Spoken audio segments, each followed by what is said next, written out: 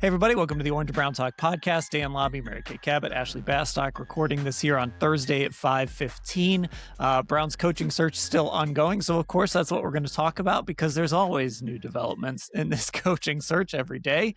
Mary Kay, the big news, of course, today that you broke, Jesse Minter declined his interview with the Cleveland Browns, decided not to interview. It seems like maybe there's some other job for him, similar to Mike McDaniel. There's another job waiting for him. This one probably a head coaching job, maybe in the AFC North. And maybe we'll find out about that, just like we did with Mike McDaniel. Maybe we'll find out about that while we're recording here. But Jesse Minter not taking this interview. So it's a little bit, look, this search has had a very chaotic feel to it at times. It has certainly, this round of second interviews has been bizarre with guys backing out. And now two of them backing out and not participating.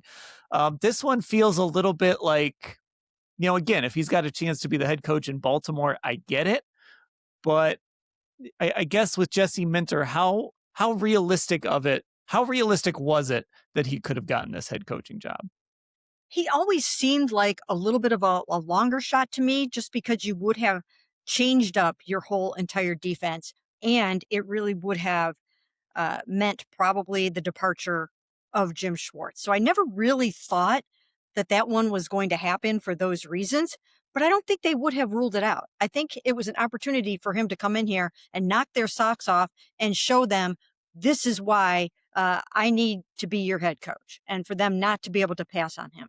So I do think that there is a world in which he could have gotten past perhaps this second round. I don't know what they will be doing after the second round, if they're just going to go ahead and make their hire next week, or what the deal is going to be. But I never really felt like, if I had to rank them, that I would have put him number one or number two. Yeah, I think I agree with that, Ashley. Just this idea of, we've talked about the system he runs, and I know you've written some stuff about it too, like what he runs compared to what the Browns have and their personnel and all of that. It always felt like a weird fit. But at the same time, if you're bringing a guy into your building or planning to bring a guy into your building for a second interview, I do think that's significant. So there was clearly something they liked about Jesse Minter, enough to bring him in and talk to him in person before he decided, obviously, not to. Yeah, I mean, I think there was something they liked enough to go with this second round of interviews, giving that to him as an option, having him in person. Like, you obviously like a candidate enough if you are willing to go that far with them through the interview process. But I mean, I agree. It always felt like, of this list, that he was sort of like the odd man out. Those defenses, he runs a more zone heavy system. We've talked about this. Nobody plays a base defense anymore, but it's more of a 3-4 front, which obviously the Browns don't do. They do more two high safeties. The Browns do more one high safety. They do more zones and disguising zones. The Browns play much more man and disguise those man looks. So it would be very different. And also, like, hiring Jesse Minter wouldn't solve your biggest problem, which is fixing your offense. Like, I do think it would be possible, obviously. And I think they were open to that possibility if he really blew them away, had a really great plan. And I've said this before, like, I think you can still have a defensive head coach with this football team as long as you get the right offensive coordinator to overhaul your offense. Now, like, it seems like Jim Schwartz would be the last guy standing that fits that category. Again, still haven't satisfied that Rooney Rule as far as we know. So there could be, I don't know, I'm curious if they'll bring in Odd and Dirty back, or how that's all going to play out. But I mean, they still have to figure out a way to do that. So when we talk about the oddness of this search, that to me is still like, what is going on here? How did we get to this point? Part of it. Yeah, it's this idea of, like, if they wanted to turn around and hire somebody let's say some random candidate who could be in for an interview tomorrow, if they wanted to hire that guy, or somebody on Monday who's coming in for an interview, if they wanted to basically say, hey, here's your offer, they're not in a position to do that, at least as of right now. And that's sort of what gives this, with guys backing out, with the Rooney Rule situation, all of that, that's what gives this a little bit of a chaotic, what are they doing feel here. And Mary Kay, I think that has led some people to just kind of assume, like, is this just going to end with Jim kind of getting this job by default? Could they just sort of look at it and decide, especially if Grant Udinski maybe decides he doesn't want to make that leap just yet, or Nathan Scheelhaase, the same thing, could this just end up with Jim Schwartz getting this job by default? And then, they'll figure things out from there. Yes, absolutely. That could happen. And I don't know if you guys have seen it yet or not, but Jesse Minter is the new head coach of the Baltimore Ravens. I said it could happen while we're recording. Yeah. And you know what? I have to tell you something, you guys. I got a text just as you saw me looking at my phone. I got a text that it was happening and I could have broken it, but we were jumping on the pod and I didn't tweet it right away. See, that's commitment. Right? I should have tweeted it right away.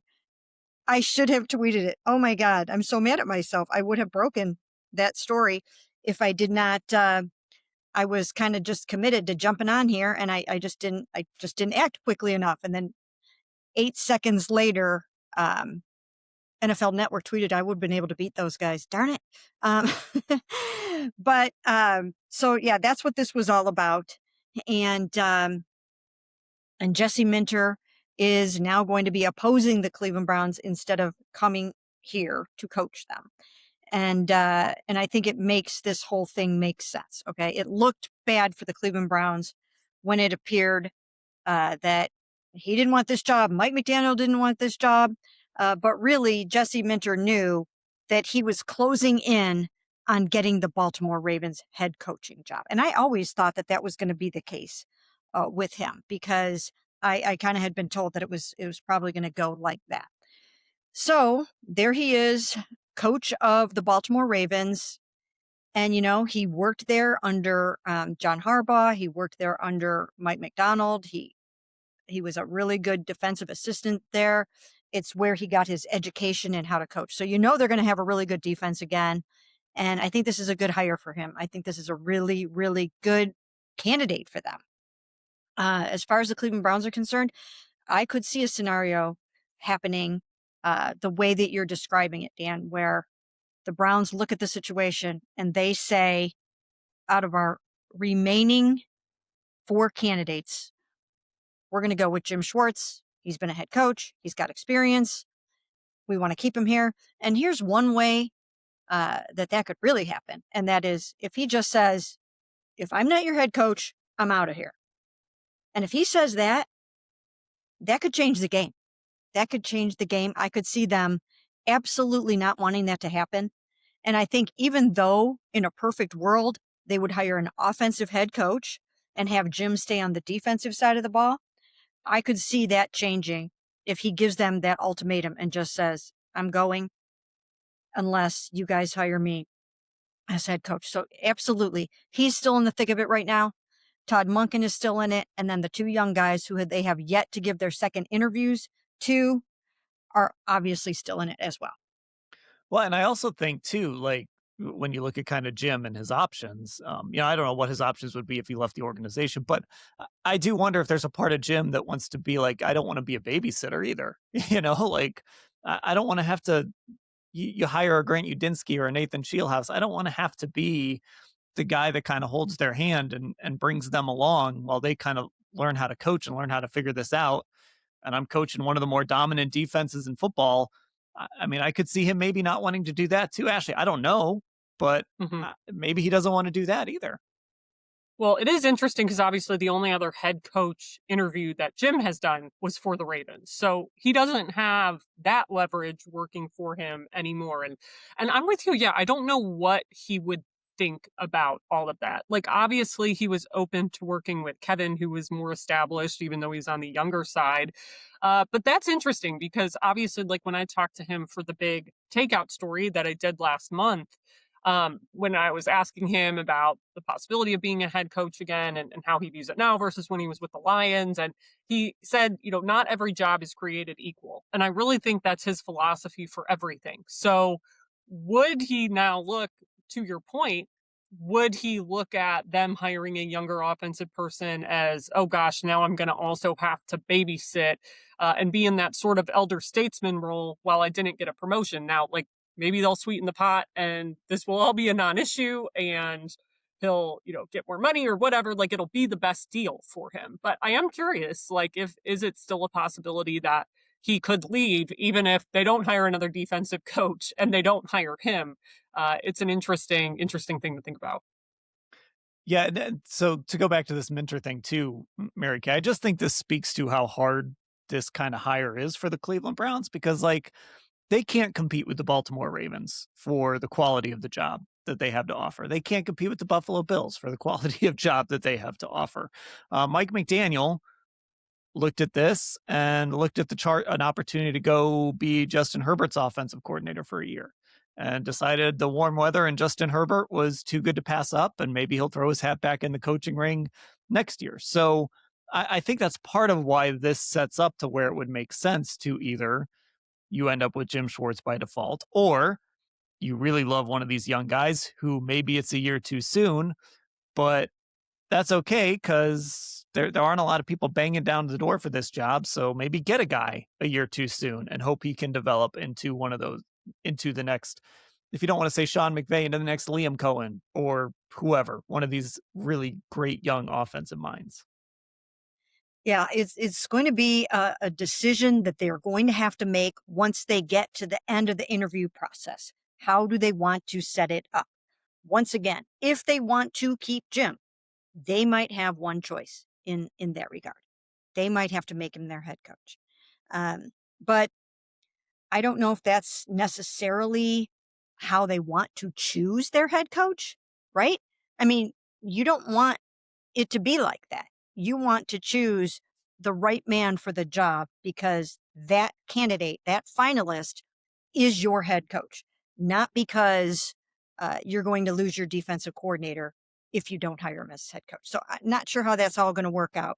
But when you have the owner of the football team standing there in the lobby telling us, absolutely, we want to keep Jim Schwartz, and he knows how important it is to the best player on the football team in Myles Garrett and some of those other defenders, it might be hard for Jimmy Haslam, who is part of the search committee, to have Jim walk out the door.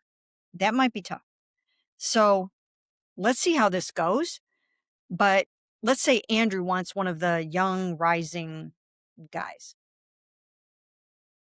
He's going to have to, I would think, convince the rest of the team that they could survive a potential Jim walk and that it's going to be okay. So I think these are some of the things that they're going to have to deal with as they move forward. And we know they still have to do 2 Rooney interviews. One of them is Nate Scheelhaase on as early as Monday, and they have to do another one. And that could take place over the weekend, perhaps. I don't know. We don't know who that's going to be yet. So the other day I was thinking, my goodness, what if they interviewed Dion for for this job?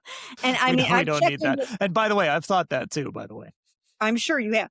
I checked into it. I was told no, but I keep thinking, are we going to somebody going to drop this bombshell on us somewhere?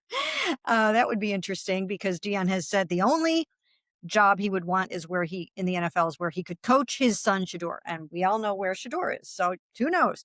But no, I don't think that's going to be the case. But look, stranger things have happened here, so I don't think that's going to happen. I'm told it's not going to happen, but anything can happen in Brownstown. Anything can happen in this search. Yeah, exactly. That's the wild card in all of this. And we've been through this before where we've seen it, end up with Mike Pettin. We've seen it end up with Rob Chudzinski. Like we've seen these weird hiring processes play out where it ends up with some random guy that nobody expected. And so, to Mary Kay's point, Ashley, one of the things that is interesting is if Andrew really does believe in Grant, who's going to be here tomorrow, or if he really believes in Nathan, who's going to be here Monday, those become really important days because he's going to be sitting in a room with Jimmy Haslam and all these other guys, and he's got to prove, both of them, that they can stand in front of a room of 53 guys and that they can lead them, that they can be that head coach in front of, we're talking about guys that don't have a lot of coordinator experience, not a ton of position coach experience, even at the NFL level, that they can stand in front of a room of 53 guys and lead them. They do. And not to beat a dead horse on this, but I feel like I have to say it because Dan, you and I were talking about this right before we hit record. like this Rooney Rule thing, as far as we know, if they have not satisfied it, like that is a huge deal. If, like, say tomorrow Grant Udinski comes in and really wows you, and you're like, wow, we want to hire this guy. We don't want to let him out of the building. You basically have to. And he's going to go and interview in Buffalo, which everyone agrees is a more advantageous job, the following day. So what if that's your number one guy? And because you haven't met this requirement that seemingly every other team who had a head coach opening was able to meet, like to me, this just makes them look not good. And maybe there's a valid reason. Maybe stuff will come out after the fact. Maybe there's something we don't know. And there's a good reason for all of this. But like, it doesn't look good. And I think it's starting to get to a point where fans are realizing that as well. And I think the procedural parts of this process are not like being met right now in a way that is inspiring confidence. Like, it's concerning, I think, if they really like somebody in these next couple of days, if they really like one of these younger guys and end up having to let them walk because they haven't met something procedurally that every other team has fairly easily checked off. Yeah, and just to kind of move this forward too, like this idea of, Mary Kay, when we talk about Jim Schwartz leaving potentially if he doesn't get the head coaching job, now you got to find, first of all, you've already got to find a bunch of staff on the offensive side already. We know that. Even if you hire an offensive guy, you're going to have to find a coordinator. You're going to have to find these guys. I mean, some of these assistants might stick around who are already here, but you've got to find new people over on that side of the ball. But now you've got to get into the defensive coordinator search. And that's a whole other, you've got to satisfy the Rooney Rule again there. Now, like we talked about on the pod yesterday, those could be virtual interviews, but you've got to satisfy the Rooney Rule there. Maybe there's somebody you really like internally that you feel like you could promote to coordinator if they stuck around. But, because this process is taking some time, you're going to lose out on some guys, and it becomes a little bit harder maybe to find those coordinators and hire the guy who would replace Jim Schwartz and, then make sure that you convince guys like Myles Garrett and Denzel Ward and all these guys that I know the guy you really liked is gone, but trust us on this guy that we just brought in to continue to hold this defense to this high of a standard. Yes, absolutely. And the other thing that I'm thinking about in this is, let's say, for instance, Jim does make them that ultimatum where they have to promote him or he's gone. What is the ripple effect there? What if Myles then says, well, I don't want to be here without Jim. That's my guy. I don't want to be here. So, I mean, this could turn into a situation like that where, where their feet are held to the fire and they would have to make a decision on how they want to deal with that. If you have a disgruntled Myles Garrett, that's going to be tough to deal with. We already know the impact of a disgruntled Myles Garrett. So I think these are things that they really have to think about. Now, if you decide to go with, let's say, a Todd Monken, and Todd Monken can talk Jim Schwartz into sticking around as defensive coordinator, maybe that's one way that you can set this whole thing up. And I wrote earlier today that Jim Schwartz and Todd Monken are still very much in the mix. And I got that per sources. And one of the ways or reasons why we can look at that and say, yes, this makes sense, is because he hasn't left yet to go take the job in New York as John Harbaugh's offensive coordinator. If he wasn't still firmly in the mix for this job, he would take that job. He'd be gone. He would be gone, right? I mean, Mike McDaniel went and took that Chargers OC job.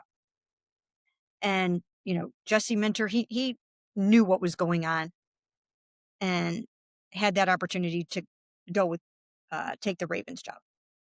So in addition to the fact that I know for a fact that Todd Monken is still in this, we can see that he has not gone to take his other opportunity.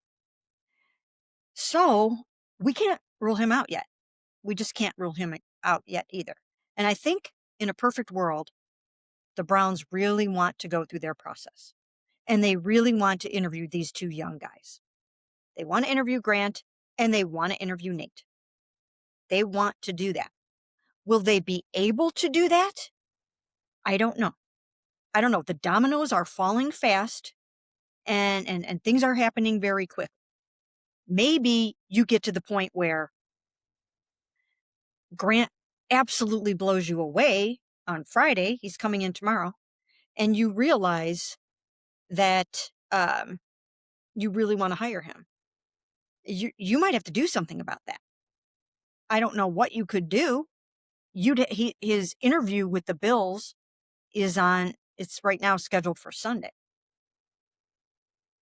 I don't know what the Browns could do because they don't have the 2 Rooneys done. I mean, the only thing they'd be able to do is interview Ashley and I for the job on Saturday. And if they interview Ashley and I for the job on Saturday, then they could go ahead. And I don't mean to make light of the Rooney Rule. I don't mean to do that. Hopefully we can have a little bit of a sense of humor. Right.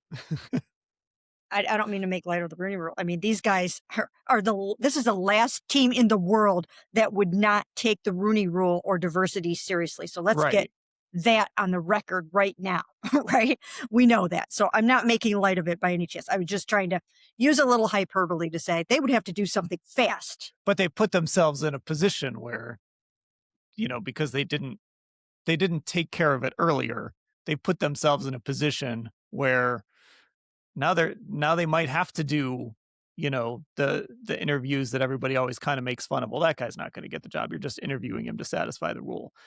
So now they might have to do the thing they've been trying to avoid doing, I think. Right. But the truth of the matter is they really do want to talk to Nate Scheelhaase. And there is a world in which maybe their other Rooney candidate would be one of the first guys they interviewed in Ad and Dirty. And they have to wait for him until Monday as well. So, I don't know. I don't know how this is going to go. It's very, very interesting the way that this is going to possibly play out. But if they would be happy with any of these 4 guys as their head coach, then they don't have to panic. They can go through their process as best they can and hope that the 2 young guys are still in it for them when they get to where they want to go and get their Rooneys done. And then they can make a decision based on the merits of each candidate. Don't know if it'll happen like that, right? I mean, what if the Bills are like, oh my God, we have to have this guy. We've got to have Grant and we're not letting him out of the building on Sunday. I mean, that could happen. I don't know if that's going to happen. They've got a lot of other really good candidates. They've got their own offensive coordinator, Joe Brady. They've got Brian Daboll. I mean, they're interviewing a really nice candidate list. So it would almost, in my opinion, be a little bit of a dark horse for Grant Udinski to kind of come from behind and best that field in Buffalo. But you never know. You never know what can happen in these searches. So hopefully for the Browns, they can go through their process, take a beat, take a breath, get to the end of it, and hire the guy that they feel is the right person to lead this team, hopefully for them, for the next decade or so. So we'll see how that goes. Yeah, and that's why obviously the panic over the Minter stuff today was a little over the top, just because there was the Ravens piece of it. And, that was the sense that's why he kind of drew out. Mm-hmm. That said, if, I keep coming back to this idea of, when everything I've read and heard about Grant Udinski, like listening to him talk, all of that stuff. This is not a guy that runs away from things. This is not a guy that's afraid of situations, but he's also a really smart guy. And I wonder if, I keep coming back to this idea of, is he absolutely sure if the Browns offered him this job that this is the one he would want to take, that this is where he would want to go for his first opportunity, knowing that he'll probably have more down the road. And, Nathan Scheelhaase, I think, is in the same boat. And I think that's where it gets messy, Ashley, is this idea of, if the Browns get one of the guys they wanted from the start, one of the guys they identified from the start, then they can just spin that as, look, they stuck to their process. They got one of the guys they wanted. Let's see if it works out. But if one of those two guys all of a sudden backs out or throws a wrench into this thing, then it gets really messy. And that's, I think, why this sort of feels a little bit chaotic and a little bit like, what exactly are they doing here? Just because it still feels like it's sort of on that cliff there just a little bit, where one other guy dropping out, one other guy saying, I don't want to interview, could turn this into an absolute mess. But I don't think it's quite there yet. Not quite there yet, but yeah, it's like we are nearing it, right? Like it could very easily turn into a mess. And I would argue like the procedural parts of the Rooney Rule and stuff has made it a bit of a mess for them in a way that, like Mary Kay mentioned this, the dominoes are starting to fall quickly now, which obviously I think that's kind of what everyone expected to happen once John Harbaugh and Kevin Stefanski had jobs. I mean, obviously the Sean McDermott firing on Monday did throw a wrench, I think, into the rest of things, but dominoes are starting to fall here fast. Like teams weren't waiting for Sean McDermott, right? Like we've seen other guys land jobs over this last week. So it's interesting for me, like in the sense that it makes the Browns at least seem like they are behind the eight ball. And like you said, I mean, I think all can still be well if they say, hey, we went through our process. It was great. We got the guy we wanted. We got one of the guys we wanted. But if you aren't able to move quickly enough and the guys you like slip away for whatever reason, then that's like a failed coaching search to me. So I don't know. I don't know how it's all going to play out. But like I said, it's not really, I think, because of how quickly the dominoes are falling, they're not exactly inspiring confidence right now. Yeah. And a lot of that is like, this is the reputation. The Browns' reputation kind of precedes them in everything they've done. And we haven't seen Andrew Berry do this yet. We haven't seen him go through a coaching hire like this. And so that's part of what they're dealing with too, is like when something like this happens, their reputation precedes them. Like this is the Cleveland Browns. This is just sort of the stuff that they do. And they've got to try and save this, I guess, by landing one of the guys they really want. So there we go, trying to give the benefit of the doubt to an organization that hasn't really earned much of it over the last few years. Okay, we'll wrap up this edition of the Orange Brown Talk podcast there. Get subscribed on Apple Podcasts and Spotify. Just look for Orange and Brown Talk wherever you listen to your podcasts. Football Insiders, cleveland.com/Browns, the blue banner at the top of the page. And of course, our YouTube channel, Cleveland Browns on cleveland.com. For Mary Kay and Ashley, I'm Dan. Thanks for listening, everybody.